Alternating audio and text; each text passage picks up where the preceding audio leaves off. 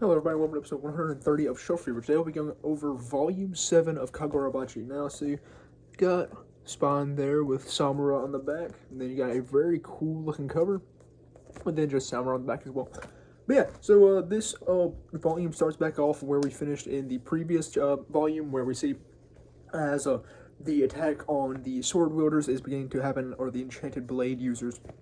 But yeah, so we kind of start off with Chihiro having a conversation with Hirohiko. They're kind of talking about how Hirohiko believes that all of the enchanted sword wielders have to die so that they can, I guess, acquire their goals to have a world of peace and all that. And we actually end up swapping over to Samura's point of view, where he's still with Uruha, and they're kind of discussing and all of that. And we see as Samura reveals that, yes, he believes that the enchanted sword wielders must die as well, so that the cycle of, I guess, sword wielders can be broken. And we can see an actual change in the world, and that everyone who uses swords can be punished for their immense atrocities that they've committed, though he doesn't really elaborate on what they are.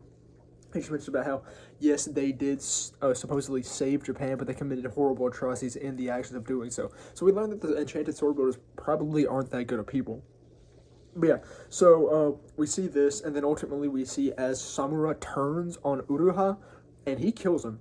But after this, we also see that with Hirohiko and Chihiro, they are talking, and ultimately Hirohiko is able to reacquire his blade, but Chihiro is sent away to where Samura is by his name's like Hikari. I should remember his name. He's like a very important character. Yeah, Hakuri. My bad, I got his name wrong. Yeah, Hakuri ends up sending Chihiro to Samura with the last of his power, and ultimately this leads to him being incapacitated. And he's sent to Samura, and then we see as Chihiro tries to attack Samura, but Samura is a far more inept sword wielder. So, no, adept. There we are. Not inept, adept. And he ends up actually beating Chihiro and killing Chihiro. So we then see as Samura heads back off, and we learn that Samura is actually in contact. I'm sorry, I forget some of the names because it's been a moment since the last Kagurabachi volume came out. But where's their name? The Hishaku. I always have the Hishaku. Where's their name at? Yeah, the Hishaku. Okay, I was right. But yeah.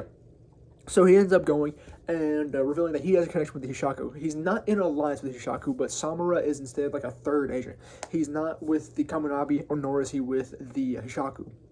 His goal is to simply eradicate all enchanted blade users, and he's not pushing the agenda of the Hishaku or the Kamunabi. So we see as he goes there, he talks to them, and he reveals like the three conditions of his agreement. He gets to know the members of the Hishaku. He is going to kill the enchanted blade users. He's allowed to kill the enchanted blade users, and he wanted to know who ratted out on Chihiro's dad. So we see that, and then we ultimately end up going and seeing that Chihiro, in fact, did not die. He was simply, his heart did stop. He died, but due to how Samura used his blade, he was able to allow Chihiro to then be resuscitated, and he did this presumably to cut off Chihiro's connection to Enten, because Enten had an internal contract that ended with Enten once he died. And so we see that Samura did not really want to actually kill Chihiro. He just wanted to make him no longer an enchanted blade owner or user. Yeah, so after that, we then see as Chihiro gets up, and he's asking about like Hakuri and all that. Hakuri is in fact alive, but his neural connections to sorcery are actually kind of breaking down a little bit. And so he's having some difficulty actually going about things and all of that.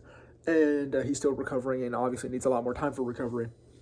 But we do learn that there is the possibility that Uruha might still be alive, which is unlikely because, like they say, his heart stopped. They already sent him off for autopsy, but they did not release any information about him, so it's possible that he is still alive. But when we see Chihiro gets back up, and he's talking with Shiba and all of that, and he eventually learns that he is under the protection of the Masumi. The Masumi were the ninja group that worked with Samura before he turned on him. And so the Masumi ultimately end up revealing to Chihiro and Shiba that, okay, Samura had a daughter, and how we're going to lure Samura out to get him to stop killing the enchanted blade users and to, I guess, beat him in his own game is we're going to acquire his daughter. And how he protected his daughter was he essentially removed his daughter's memory of any connection to him. And this was through sorcery, obviously. And so she's living a life somewhere with some random woman, essentially, with no memory of her father nor her family. She doesn't even know she's a Samura. But yeah, so her name is Iori, by the way. But yeah, so we see as the Masumi are sent off in search of Iori, and also we see that Chihiro is given a non-enchanted blade because if he ends up drawing N10, then Samuro will be instantly alerted, and they can kind of use that to their own advantage because they can wait until they are ready to fight Samura, because Samura is the most powerful character we know of at the moment. And so, if they want to fight him, and once they're ready to fight him, then they can draw N10, and Chihiro can remake his contract so that he can fight, which we call Samura. So yeah, he ends up getting a regular blade. So we see then as they end up going looking for Iori, and actually the Hishoka group ends up getting in contact first with Iori, and they end up busting through her school window and all that. We actually also get to see that Chihiro's actions at the stockhouse auction thing have actually been televised, and we see that one kid actually had faked Chihiro's scar on his face in support of Chihiro.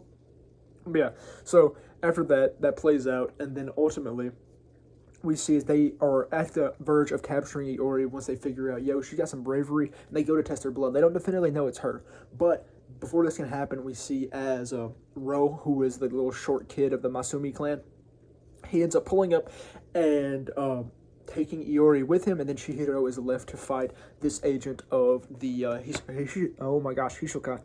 Crap, where's this kid's name? His name sounds like Karugi or something like that. Let me find it. It might be Masarugi? Oh, crap. No. I gotta find the flashback that he was having when he was talking with Hirohiko. Crap, where's this at? Kunishige. No. Where did this go? There's Shiba flashback. Why can't I find this? He was getting angry about fighting Chihiro because he didn't actually have actual swordplay. But where?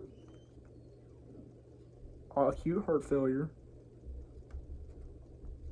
Dog. Where is this at? Where's this dude's name?